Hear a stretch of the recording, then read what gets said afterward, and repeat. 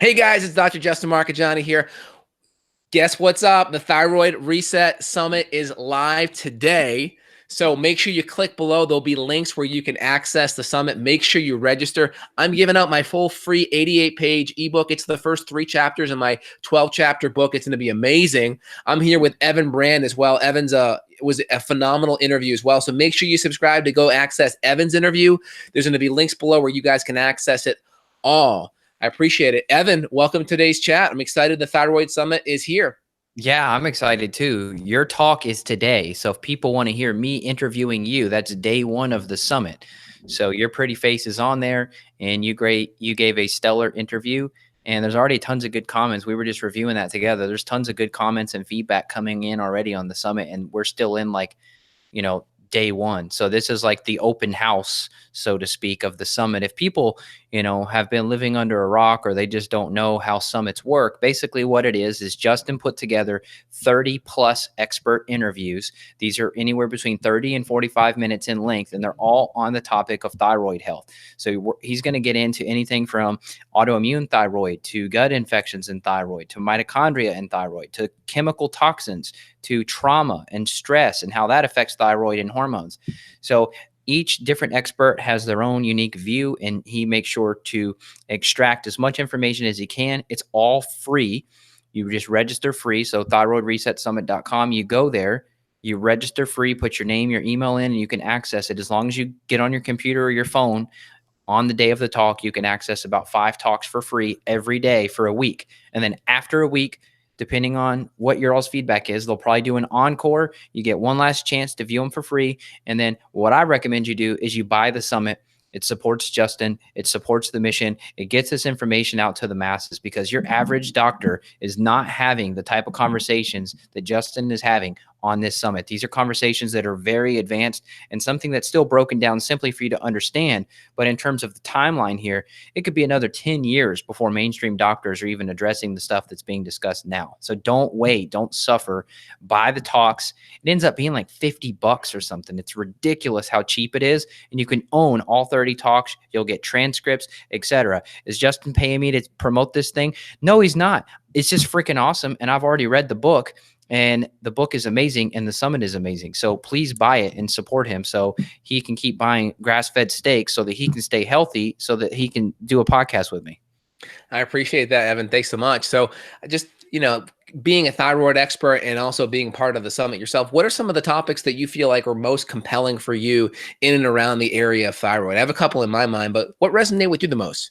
Oh, man. Well, I would say the ones on trauma. You've got Nikki Grotrix on there, which is just incredible because I think trauma is something that, well, we already know this.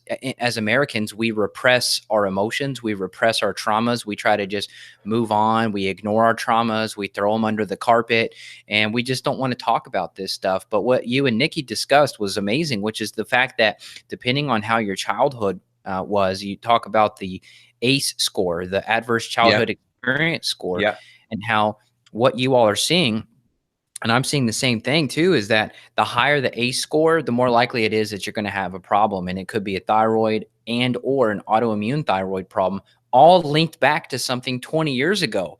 And so you all had a great discussion about, well, how do you start working on these things that happen to you? It's not to say, hey, we need to go back to counseling and, go take the guy into counseling with you who beat you up 20 years ago. It's not that. It's no, there's ways you can clear these traumas from your body. And a lot of it is free. So I think that's probably the most powerful starting place.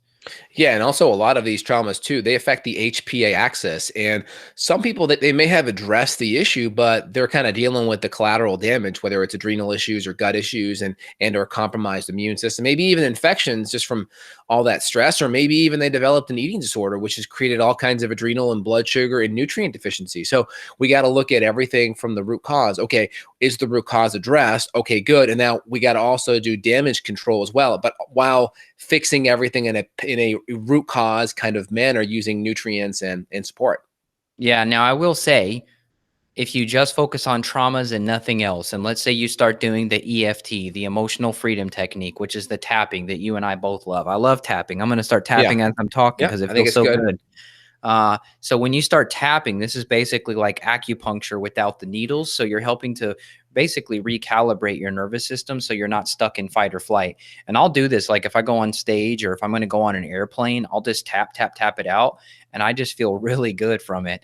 And there's practitioners. This is such a powerful tool. There's practitioners. That's all they do is tapping.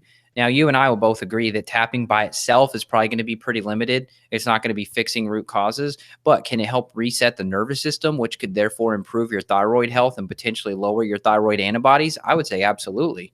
Yeah, I mean, if you have significant unresolved trauma, especially in the area of sexual abuse or just issues growing up, eating disorder stuff, control issues, or any kind of abuse, I think it's really important, especially if I'm talking with a patient and have you really fully resolved that? Can you go back and think about it and talk about it? And does it not really bring your emotion up, let's say past a 3 out of 10? And if they can't answer that, or you start to hear them sob on the phone or on the video, then that tells me we got to go work on that. So it really just depends on how much they've done to resolve and to move past that. But if they haven't, then I have people that I refer out to that really dive in with that work for sure. Yeah. And Yeah. It's a again, good that point you make about activates the the referring out. sympathetic fight or flight kind of nervous system response. And if that keeps going, that can just be a drain on your adrenals. And we know how important cortisol is to inflammation. And if we have thyroid issues and autoimmune thyroid, and we don't have enough healthy levels of cortisol to deal with that stress, or if our cortisol levels have been depleted via HPA axis dysregulation, that brain talking to the adrenals, that feedback loop is disrupted, that can definitely create some major challenges for sure. Yeah. So we should talk about reverse T3. We actually had a question here from Doc JC. Said, please go over the significance of reverse T3. What range do you feel is optimal? It seems to be frequently ignored or not seems to be so significant. Thanks. Looking forward to the summit. Yeah, I 100% agree. Now think of reverse T3 as like metabolic blanks for our metabolic magazine or gun cartridge, so to speak, right? We put all the bullets in it. The metabolic blanks, they take up space where an actual metabolic bullet would be. We fire the gun, we get the noise, but we have no bullet coming out. Basically, these reverse T3 compounds, they're blocking the receptor sites. Every single cell in the body has a receptor site for thyroid hormone. So when we have excess reverse T3, it's going to clog up that receptor site for T3, and it's going to decrease the ability for that T3 to fill up the receptor site. Also, you have T4. Let's say you have 80%. Let's say you have a higher percent of T4 convert to reverse T3 over T3. It's also robbing the ability for that T3 to be fully expressed. So imagine we have, let's just say we have 10 units of T4, all right? Just hypothetical numbers here. And let's say we're typically converting 80% to T3 and 20% to reverse T3. There's naturally going to be some reverse T3 levels. Let's say anywhere between the low teens to the upper teens, right? Maybe that's a good level, right? That's the actual lab reference range. In my analogy, let's say we have 20% going to reverse T3, 80% going to T3, our actual metabolic active thyroid hormone. Well, typically when stress starts to happen, low calorie diets, more stress, adrenal issues, inadequate levels of selenium, we may start to see a 70-30, a 60-40 split, where more of that building block is going to reverse T3, less going to actual T3. So we're having less T3, but we're also having the congestion of the receptor site. So that T3 that's now there, the lesser T3 that's there is not able to dock in to that receptor site. The lock and key method's not able to go in because someone put gum in the keyhole, so to speak. Yeah, great analogies. Let's take it a step further. So what happens then? Because you and I, we've tracked my blood for several years. Little did I know I was living with mold, and that mold was messing up my thyroid. That was part of the problem. I had elevated reverse T3, and you and I would look at it and we'd be like, okay, let's look at gut. Okay, stool test is clean. Let's look at adrenals. Okay, adrenals look decent. Well, where the heck was this reverse T3 coming from? In my opinion, I believe it was all the stress that my immune system was dealing with because I had elevated white blood cell count at the same time as I had elevated reverse T3. So it's not that it changed my game plan of my protocol at all. It was really just an indicator of, okay, so here's why I probably have cold hands, cold feet. My body temperature was running like a 97.7. Unless you tell me I'm wrong, I think that was all related to that reverse T3 being so high. I was in the 30s. Yep, it could have been. And we also know if you have a liver stress, right, the liver is really important because it makes enzymes that are going to help activate thyroid hormone, and it also helps to clear reverse T3. So it makes sense if we're stressed, glutathione from toxins in the environment, that could affect our ability to clear it as well. Yeah, I think I was like 35 on my I reverse remember T3 at that one was time. very It was high, really very high. high. And again, how, we can see low calorie diets increase reverse T3. That's why in the long run, cutting calories to lose weight doesn't work, because it just slows down your thyroid. So then when you come back to reality and you actually are eating a normal amount of food, now your metabolism's lower. So now you end up storing more fat on the back You want to end. know So something crazy related to hormones and yeah. gaining weight and all that? So something I learned the past few weeks is that mycotoxins can actually bind to your leptin receptor. And this is why some people have gained weight on like 800 to 1,000 calories. It's because the mycotoxins are preventing leptin signaling from working properly. Yeah, I know. I had a conversation with Dave Asprey a couple of years ago. There's a compound called zearalenone. It's a mold kind of earpiece they actually put into the ears of these cows, and the zearalenone literally causes the cows to convert more of their calories to fat. Oh my That's gosh. what it does. So they would And use that's a some of these mycotoxin. that's a mycotoxin. They'd put it in the cow's ear. It'd be like a little pellet, and they would Oh, reabsorb it through the ear canal. And this is, firsthand from Dave Asprey. And it would cause more fat gain. So it would allow them to convert more calories to fat, which, bottom line, more weight on the scale. So more cost per cow, so to speak, because it's all weight driven. So yeah, mold and mycotoxins are a big one. All right. And we'll if do I another did whole another podcast on that. interview, if I did another interview on your summit, my whole talk would be about thyroid and mold because I've had tons of hypothyroid symptoms. Now, I still have six-pack abs, so I'm still ripped. But I had like cold body temperature, cold hands, cold feet, and all that related to mold. So if I did an Evan on Justin Summit Part 2, it would be all about mold and how I think so many people with thyroid problems probably have mold in their house that's helping to destroy their immune system and cranking up reverse T3, elevating liver enzymes, reducing detoxification. Then the body's got to try to focus on mold, and then it can't focus on other stuff. So Yeah. then chemical toxins get built up. It seems like a huge like linchpin. Yeah, the only thing I would add is do all the natural, do all the things first and leave that to the end, Yeah. because you did it that way too. And then we saw there was an issue, and then we dealt with it on the back end. My biggest concern is mold and things like that can be more on the expensive side, and it can be a rat hole for some people. Meaning, if they do the foundational things first, they may get some significant relief up front, and it won't be as costly as dealing with the mold on the back end. But Well, it some won't be as people overwhelming. It won't be as won't be as overwhelming either. overwhelming. Yeah. And the only exception being, hey, there's an active leak. You got water stains on your ceiling. There's an act, you can actually actively visualize mold or water leaking. Then I would say that it has to be dealt with right away. That'd be the Yeah. only caveat. I probably stayed afloat a lot longer than I did before I developed a lot of major symptoms because I had all the foundations in order. And so Yes. that's why the summit is going to be key. It's not designed to replace a consultation with Justin. If you have thyroid problems, you still need to consult with Justin for sure. But this is more designed for you to get the information you need, for you to get the questions answered that you have in your head. And once you have all those questions answered, you're going to learn more about types of thyroid lab testing that you need to run, reverse T3 being one of those markers. These are things you can bring up to your endocrinologist or your GP and tell them, hey, I heard on this summit, this guy, Dr. Justin, talked about XYZ. Can you do that for me? And we've had clients report back to us and say, hey, thanks to you or thanks to your podcast, I was able to get this and this and this run on my blood work. And my doctor only ran it because I asked him to. So if you just go with the status quo, you're probably not going to get the results you're looking for from the mainstream.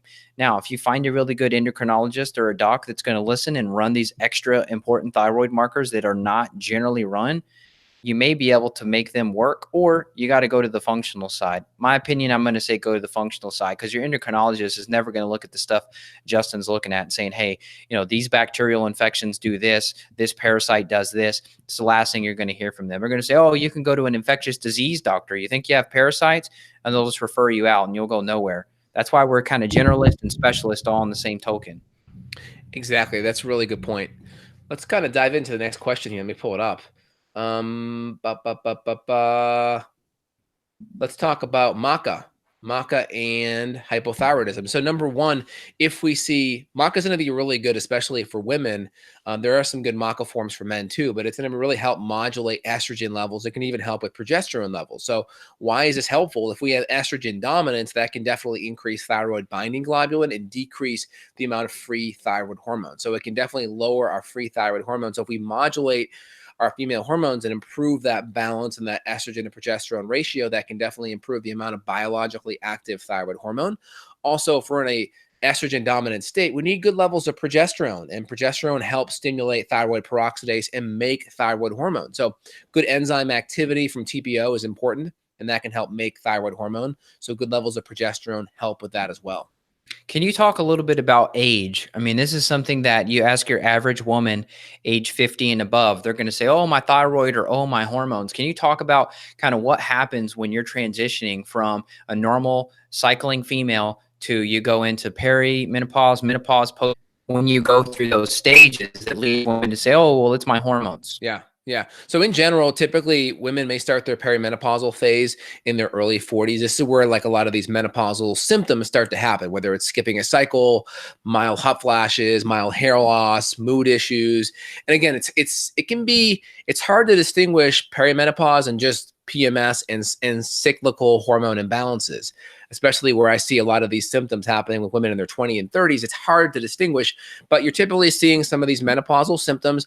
They may happen throughout the month, where the premenstrual symptoms are just tending to happen a week, maybe a couple days, sometimes 2 weeks before a period. So you got to look at it and distinguish. Typically what's happening is you're having a decreased ovarian reserve, and then the estrogen and the progesterone are starting to drop. And sometimes you see estrogen drop a little bit slower than progesterone. So then you still have low hormones, yet still have estrogen dominance. And again, perimenopause is done once you've had no cycle for 1 year. So you have that kind of in-between phase, and lower adrenal function is going to predispose that, because your adrenals are making a lot of precursor hormone that's going to provide building blocks for your sex hormone. So lower adrenal function, cortisol stress, HPA axis stress, that communication from the brain to the adrenals, when that's dysregulated, you're draining that backup battery generator to help make more of the hormone. So when that follicle reserve starts to drop, then the adrenals can help pick up the slack. So would you say all women postmenopausal should be on some type of adaptogenic herb hormone support? And can that replace or remove the need for like bioidenticals? It depends how strong their hormones are. It depends how strong their adrenal glands are already, Okay. number one. And number two, it depends on how severe their symptoms are. So Okay. we'll use specific phenotypes of maca for perimenopausal women or menopausal women that can help. Some do need adrenal support, obviously, and then some may need some of the bioidentical progesterone, estrogen support. It just depends on their severity, their symptoms, how long it's been going on for, and how their hormones look, adrenal-wise, female-wise, and thyroid. And this is where it's tough, because hair loss, it's a thyroid symptom, but also lower female hormones can cause it too. So can like colder temperature and weight gain. That could be a thyroid issue. It could be a female hormone issue. This is why testing is so important. It really allows you to like walk into the situation clinically feeling like you're on top of what's going on. Yep. Well said. And I wonder, does that change much if a woman's had like a partial or a full hysterectomy where maybe she's got her ovaries gone, the uterus is gone? Is that like, hey, there's no way adaptogenic adrenal support is going to help you? Well, as soon as they have a full hysterectomy where the ovaries are gone, they're menopausal right away, right? So they're automatically in menopause. If it's a partial hysterectomy where the uterus is gone, typically that's happening from maybe a fibroid, maybe some endometriosis. A lot of times it's done in haste because there's excessive bleeding or hemorrhagia, and the doctor's like, let's just pull it out, which is crazy. Like, let's fix the hormones, let's fix the underlying issue. A lot of times you can keep your uterus. Now, there's some literature, if you look at some of the endocrinology texts, there's some people saying that, hey, your uterus may be producing some level of hormone. So it's possible that you keep your ovaries, you get your uterus removed, but there's still maybe some hormone stuff that happens, right? It's kind of like with guys when they get a vasectomy. There's some research showing, you can still have a drop in testosterone after a vasectomy. What happened? You didn't touch the testicles, right? But when you mess around with that anatomy, there's probably some feedback loops that are disrupted. There's probably some hormonal secretion that's happening from that tissue that we're not quite, fully aware of. So that's why, when in doubt, always try to keep the tissue in place Yeah. if we can. It's crazy. I mean, for us to think, oh, it has no purpose when you're age 60, just because you're not menstruating, those organs have no purpose. That's bizarre. I mean, if it had no purpose anymore, it would come out just like a placenta comes out after a woman delivers a baby. That organ is there, and then that organ is not needed anymore, and the mom pushes the placenta out, and then you're done. You don't push out the uterus, so it needs to be there. Exactly. It definitely needs to be there for sure. So on that road, I think we answered that question. I've got another question for Yeah, you. let's do Okay, that. so we got one here. Can you discuss molecular mimicry? Yeah, so in general, we have surface proteins on foods, especially gluten and casein, and these surface proteins they get tagged by our immune system. And there are other surface proteins on tissue in the body, like the thyroid, that can look similar.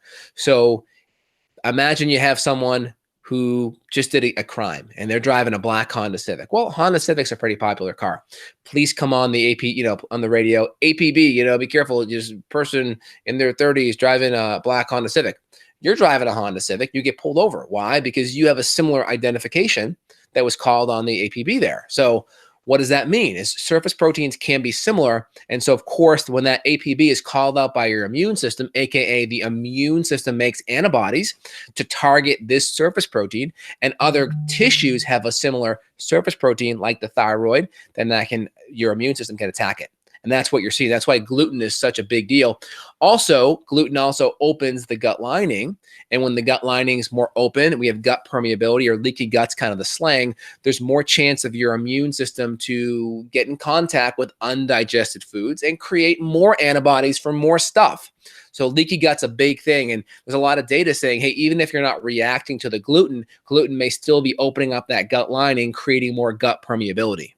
Well, here's one other thing to take it even further on the anti-gluten train, which is the fact that people say, oh, I'm not sensitive to gluten. I don't have any rashes. I don't have any headaches. I don't notice joint pain after gluten. It doesn't matter. We've seen in many, many, many pieces of literature, just Google non-celiac gluten sensitivity, and you can read about it for yourself. Even in a person who says, I notice, quote, nothing from eating gluten, we still notice that the secretory IgA gets lowered, that gut barrier gets broken open, you get leaky gut. There's no like, I'm a tough guy, I grew up in Wisconsin growing corn and I eat corn and gluten and I love it. No, it doesn't matter. You're going to have a leaky gut no matter if you notice anything or not. And why is that important for thyroid health? Well, because once the gut's leaky, now let's say you get bacteria and parasites and toxins from the food supply, you breathe in some guy's diesel truck in front of you on the highway.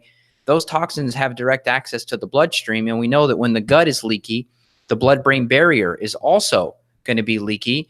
And then you're getting toxins into the brain. So you go and eat some tuna fish on your night out at sushi, and that mercury could go into your brain now because your gut was leaky and it had access. So, I kind of have like a zero tolerance, policy. I like how Rodney Ford, he was a gastro doc I had on the podcast like 7 years ago or something crazy. It was like one of the first episodes I did. He said, I don't like the term gluten-free. He said, I like the term gluten zero, because gluten-free sounds, just like it's choice, or like it's a recommendation. But he said the idea of gluten zero is much more direct and blunt. It's like, no, you don't want any, because even we've seen, you and I, we test the antibodies. We look at anti-gliadin and IgA on the stool test. And what we see is that even up to 3 months, 4 months after somebody's had gluten, here we are in early March at the time of this recording, someone could have had a bunch of cookies at Christmas and we could still see 3 months later the antibodies elevated because of that.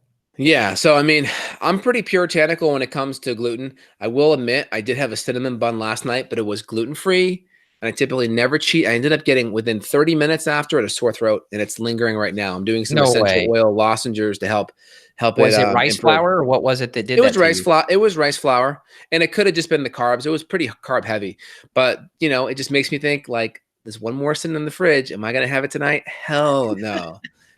I'll for my cheat, I'll do my siete chips and some fresh homemade guacamole instead for my little carb treat. But yeah, so even that, I still had the decision. Should I stop at Dunkin' Donuts and get like the awesome cinnamon bun that I have memories of 20 years ago when I used to eat not so good food? But no, I at least chose a healthier option. But still, I kind of recalibrate and say it's still not worth it. So try to find a healthier option if you want to splurge.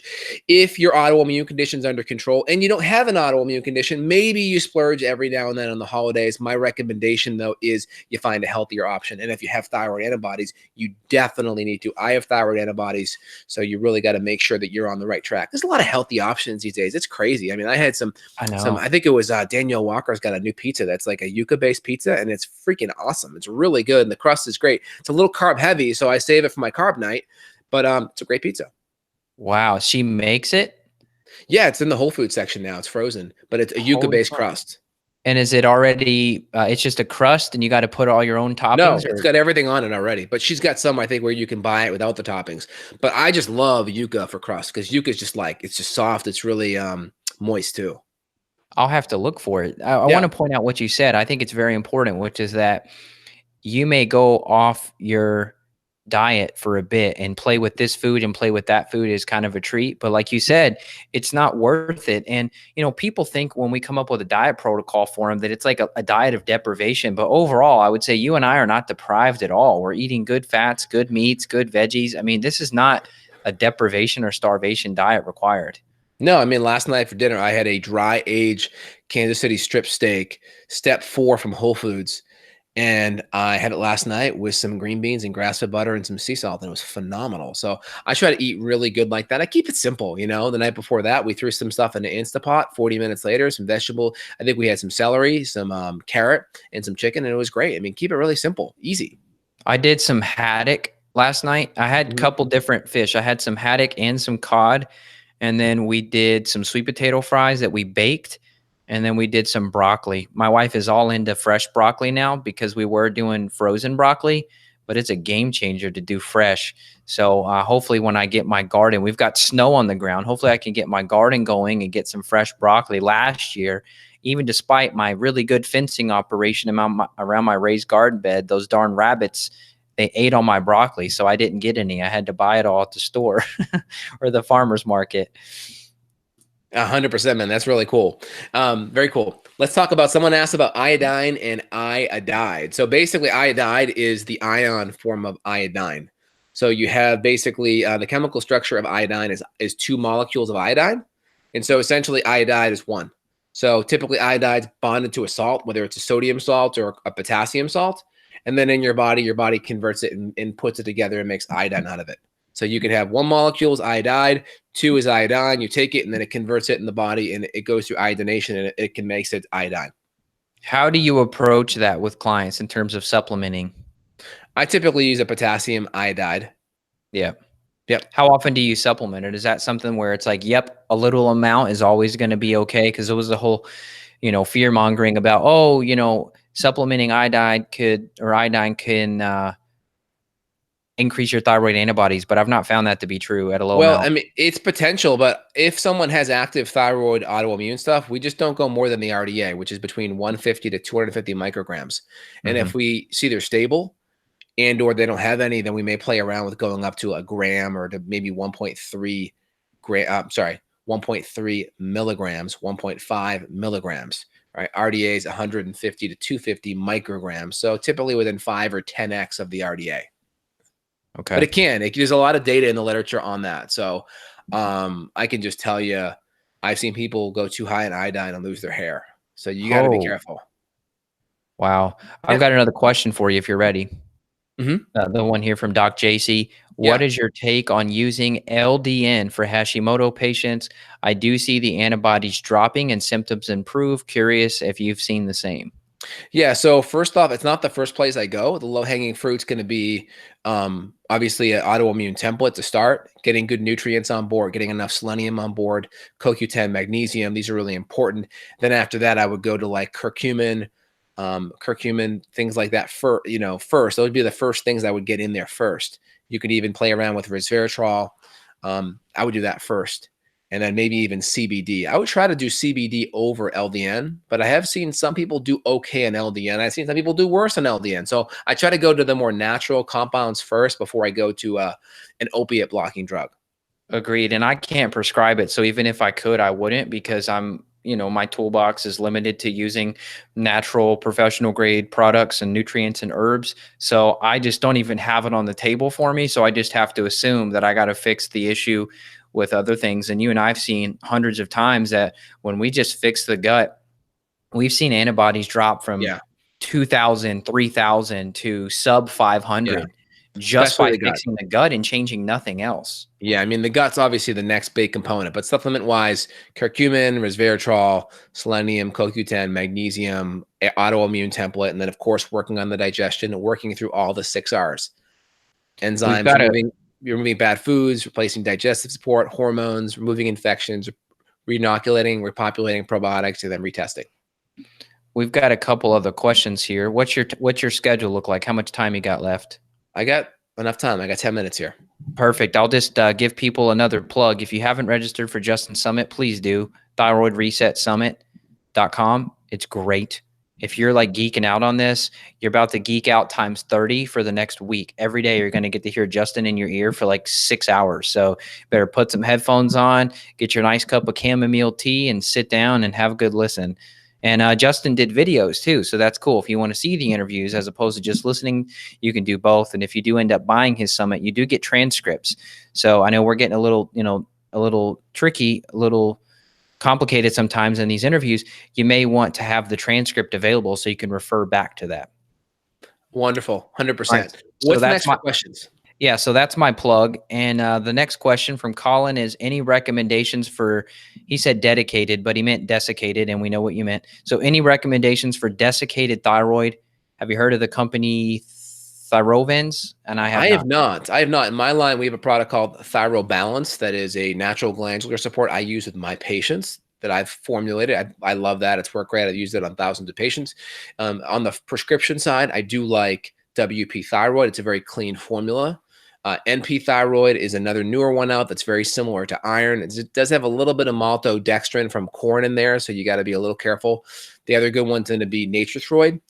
Supposedly, Natrethroid has a couple more ingredients than WP. Some people, if you check out my summit interview with Guillermo Ruiz, we talked all about that, but he said there does not have extra ingredients. It's the same formula, but if you look on the back, there is lactose in Natrethroid. There's no lactose in WP. Oh. So WP is the cleanest, but he seems to think they're both equivalent. So Natrethroid and or WP will be kind of number 1 and 2. WP first, Natrethroid second if you're going to go the prescription route.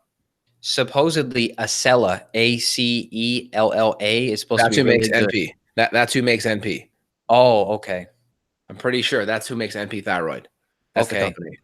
Excellent. All right. Here's another question. And then just to be 100% clear on the question, though, is with a natural thyroid glandular, you're getting T4, which is typically all you get in a synthroid Levoxyl level thyroxine support, but you're also getting T3, T2, T1, T0, calcitronin, and protomorphogenic proteins, which are in there, which are natural growth factors. And taking thyroid glandular can also help lower your antibody levels too, which is great. So if you need it, great. We don't want to give it unless we need it. Yeah, I was going to say, how do you rate when you need it versus, let's say someone was on a prescription, is it possible that they are not doing well, the prescription like a synthroid, but they may do and feel better and be able to use a glandular instead of that with the help of their doctor getting them off of the drug? Well, you're going to need it if one of two factors or both are there. TSH is elevated. That could be the conventional range, which is 5.5 on the East Coast, 4.5 on the West Coast. Or I use the Association of Clinical Endocrinologists standings. Once there's above 2.5, I'm careful. Okay, you're above 2.5, 3 is kind of my cutoff. But then I look at the free T3 levels. I look at T4, T3, how's that conversion happening? And is there adequate levels of T3, at least 3.0 on a free T3? If we see a little bit less than that, we'll look at symptoms and we'll see if it's necessary to do anything. If we're on the fence and we're close and the adrenals are shot, we may leave it alone and go after the adrenals and come back on that, because sometimes that's enough to fix it. If the adrenals look okay, or if the thyroid's very low, we'll come in there with support, get the TSH under control so the brain's not screaming at the thyroid and getting it swollen.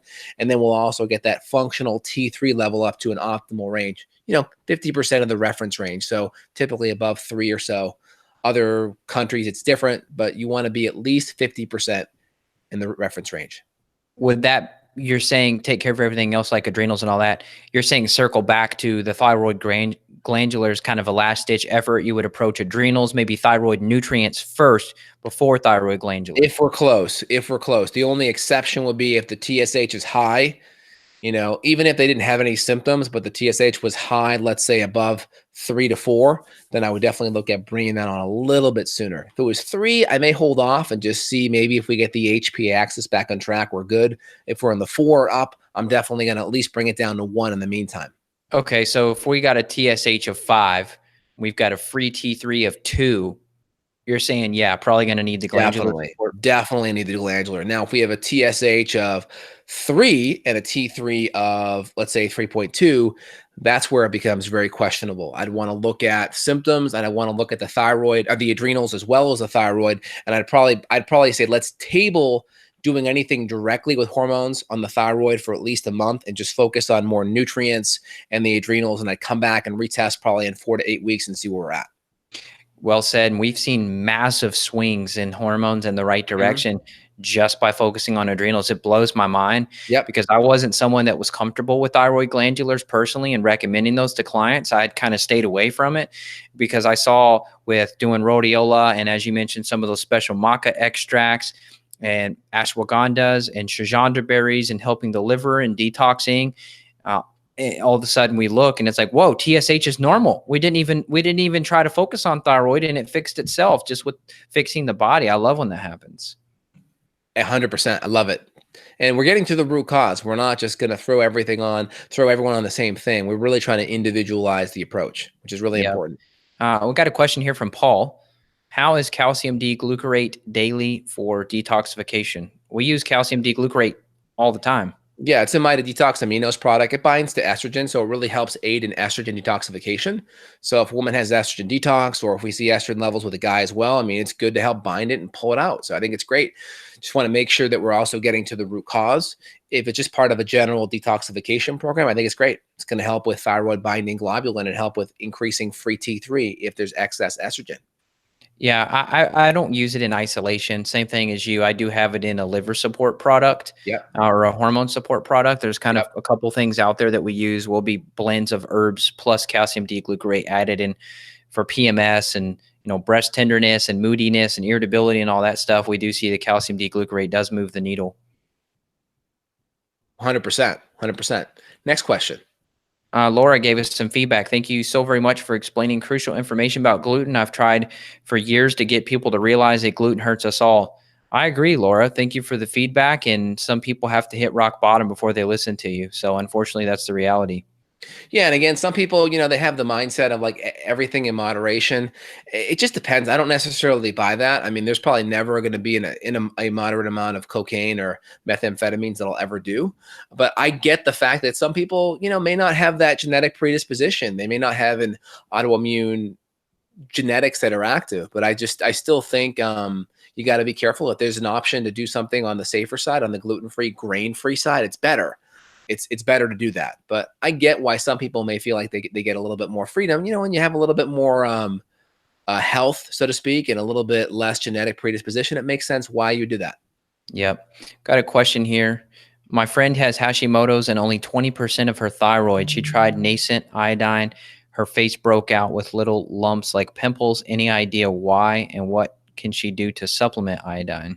Well, if she has Hashimoto's, I know that's Dr. Group's product. It's a good iodine product. You just got to be careful because you can go really high in it, number one, and that could elevate antibodies. Number two, you could be pushing out other halides like bromine, right? And that could be causing the detoxification issue with the skin as you're pushing that out to the skin. So first thing I would do is, let me ask you this. Yeah. This is mind-blowing. So that you're saying that Nascent Iodine could kind of clear out that receptor site?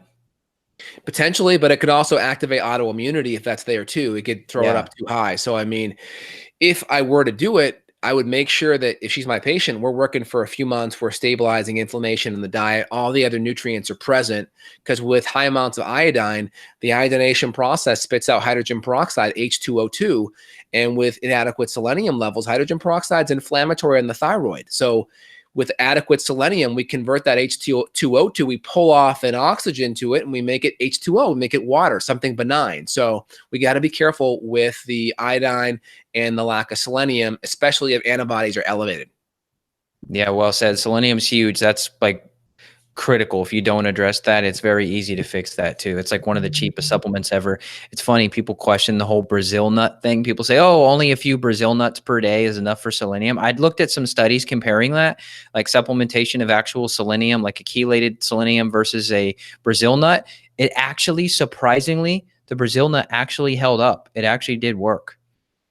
Yeah, I mean, the big difference with a Brazil nut is there's like a 10-to-1 ratio of how much selenium could be there. So it's just, you don't know if you're doing 2 or 3 Brazil nuts hoping for 20 or 40 microgram or 200 micrograms of selenium, you may get 20, you may get 30, right? That's the problem with it.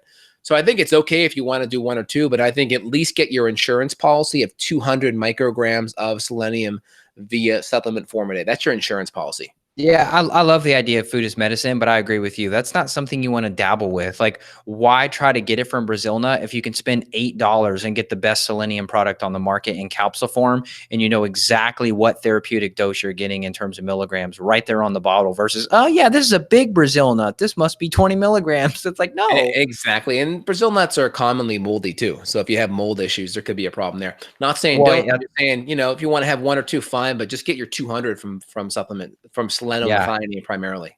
Well, pesticides too. I've never seen organic Brazil nuts on the market. I don't want something sprayed. I know. And then you also have the phytates and the other types of oxalate compounds in there too, for sure. I thought we had a question about oxalates. I don't know if it We was did. I related to saw that. thyroid. Someone asked about how do oxalates affect Oh, your thyroid, I think, right? Was yeah, that the here it is. question? What do you guys know about high oxalates and Hashimoto's? Is there a connection? Let me just say something first. What Yeah. I've seen is that high oxalates are directly related to high Candida. We've seen a lot of yeast. Like when I see Candida high, I always see oxalates high. And then when Yeah. you fix the Candida, the oxalates magically go down. So I would just I would kind of change that question and I would just say, what do you guys know about high oxalates, Candida, and Hashimoto's? And I would say the answer is they're all related. Yeah, also I would say that a lot of high oxalate foods are high goitrogens too. And these goitrogens can block iodine uptake. So if you're doing a lot of raw cruciferous vegetables, broccoli, cabbage, right? Those type of things that can easily block iodine uptake. If you're doing a lot of it raw, that's going to really have some major impact. So if you're cooking it, you're steaming it, you're putting it in soups, you're going to have less of it for sure. But too much of that, if we have low thyroid, we got to be careful with too much of that on the raw side because that can definitely block our iodine uptake. I'm guessing you've seen raw vegans that have thyroid problems. Oh yeah, I mean that's a huge thing. Also, raw vegans tend to not have enough protein to make other hormones, so they can have other problems going on too. Did you see that article? There was an article the other day that went kind of viral. This medical doctor wrote that the vegan diet killed my mother early. Did you read that? No, I think I heard of this though.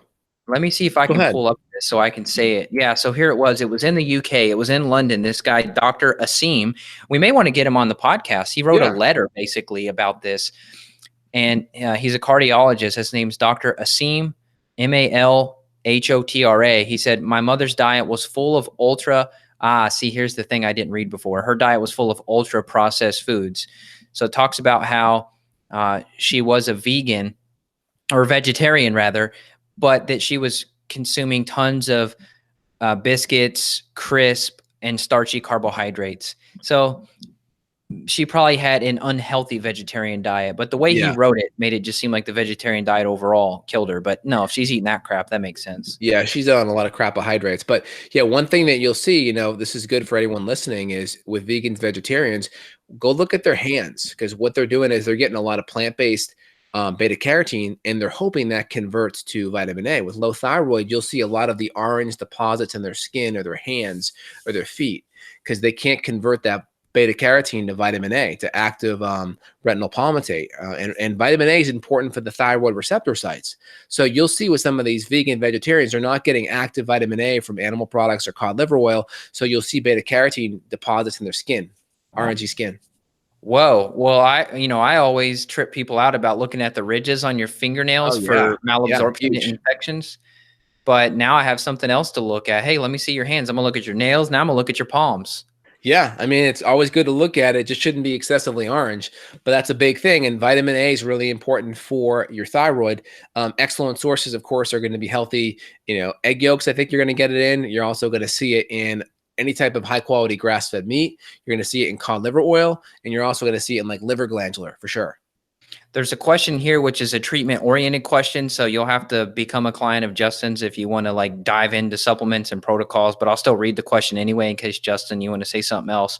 Yeah. With slightly low free T3, should thyroid balance 1 capsule be taken every day? And Dr. J, do you take your thyroid replete or balance? I do not need my thyroid replete or balance. My T3 levels are above 3 and my TSH stays in the low 2s or in the mid 1s. So I just don't need it. But my multi has enough selenium in there and other nutrients for my thyroid to work. I just don't need it based on my lab. So I only recommend things that patients need that we can objectively quantify. Yep. But in general, the levels were what again? Low T You just said with 2.0? slightly low free T3, it was a 2.7. Yeah. So it would depend on the other symptoms that are going on. It would depend on how the adrenals are doing. But that's borderline. What was the TSH? TSH Oh, 1.3. 1.3. I probably would say no on that. I'd want to look at the adrenals more thoroughly. I'd probably say no. I'm very if TSH and T3 are if TSH is good and T3 is close, I tend to say let's hold off and work more on nutrition and the adrenals. See, here's the problem though with trying to get advice like that on YouTube or wherever else on the internet. We know nothing about this guy. We don't know how he sleeps. We don't know his stress. We don't even know what his symptoms Diet. are. He may feel perfectly Yeah. fine with a free May T3 of have no symptoms. 2.7. Yeah. Exactly. You may So feel that amazing, Mhm. and then you're trying to fix something that doesn't really need to be fixed. If you feel amazing, you might not need to do anything. So kind of, don't fix it if it's not broken. Obviously, if we knew, hey, I had terrible anxiety and heart palpitations and I couldn't sleep and I had skin rashes and we had a more complete picture, then Justin may be able to say, well, maybe your free T3 is a little low because of XYZ and we can fix that. And here's the data to prove what you got in your gut. Yes. Yeah, exactly. So there could be other things that are causing it that on the gut that will improve it. So hold off, but if you want to dive in and become a patient, we can also talk a little bit deeper on that. Yep. Missy, thank you for your summits. I've learned Thanks, so much Missy. and appreciate both of your time and knowledge. Missy, it's our pleasure. Appreciate it. And then someone wrote in about potato juice curing diabetes type 2. It's a little off question, but because diabetes is intimately connected to thyroid issues, diabetes commonly causes low levels of thyroid conversion because high levels of insulin can disrupt thyroid conversion. That's why blood sugar is so important and keeping inflammation down. But I'd be careful. Anytime a juice, I get concerned with excess sugar and insulin resistance being a problem. That being said, there's a high amount of potassium in potatoes. So it could just be some of these extra minerals that are there. But I would say probably stay away from the excess sugar if there's high levels of insulin and you're type 2 diabetic. This other question here, are you saying Candida overgrowth in the gut can be linked to kale intolerance? Maybe in a roundabout way, yes, but no, not directly. What I was saying is that when we see on the organic acids test that we have an elevation in oxalates, generally speaking, Candida is a contributing factor to why oxalates are driven up. I had high oxalates at one time on my organic acid test.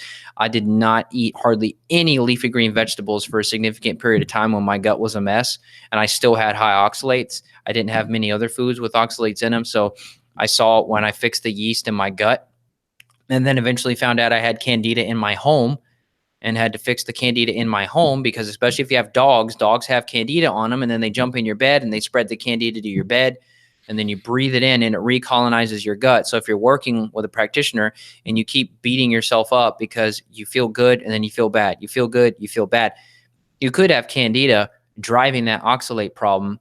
And if that gets to extreme levels, you could end up with kidney stones and all sorts of problems. So, fix your gut, but fix your home too. That's going to be like my new motto. Yeah, I mean, the more people, let's just say, have inflammation, dysregulation in guts and gut issues, that can create more oxalate sensitivity. Again, things like potassium and magnesium are really important for oxalate clearance. Now, kale is actually kind of a lower oxalate food. It's the spinach. Spinach is the big higher one, so you got to be careful with spinach. But again, having enough good quality magnesium and potassium in your diet or supplementally can also help clear oxalates. Well We're said. talking food oxalates. Oxalates high on an organic acid test, that's more of an indirect Candida marker. So you'd want to look at like diarabinitol or diarabinetic if you're using the GPL test, and tartaric acid, other things like that. Yep. Well, that's all the questions. I think we killed it and we donated an extra 10 minutes of time here. So why don't we wrap this thing up? I'll tell people again about your summit website. Excellent. It's thyroidresetsummit.com. I mean, we're expecting probably 50, 60, maybe 70, 80, who knows, 1,000 registrants. So if you're not coming to the party, then you're missing out. So this is going to be probably one of the biggest events of the year, honestly, because thyroid problems are epidemic in the US. I'm sure I could pull up some random statistic for you from the CDC if you wanted to, but I'll just tell you what Justin and I see, which is that there are countless men and women out there with Hashimoto's, and they don't even know it. It's undiagnosed autoimmune thyroid conditions around the world. These men and women are having anywhere from 1 to 1 million symptoms. It could be heart palpitations and anxiety one day, and they're energetic, and then the next day they're exhausted and they don't know why. And then the next morning they wake up in the middle of the night and they have heart racing in the middle of the night and they don't know why. When that thyroid gets attacked by the immune system, it can squirt out little pieces of thyroid hormone and cause you to feel crazy.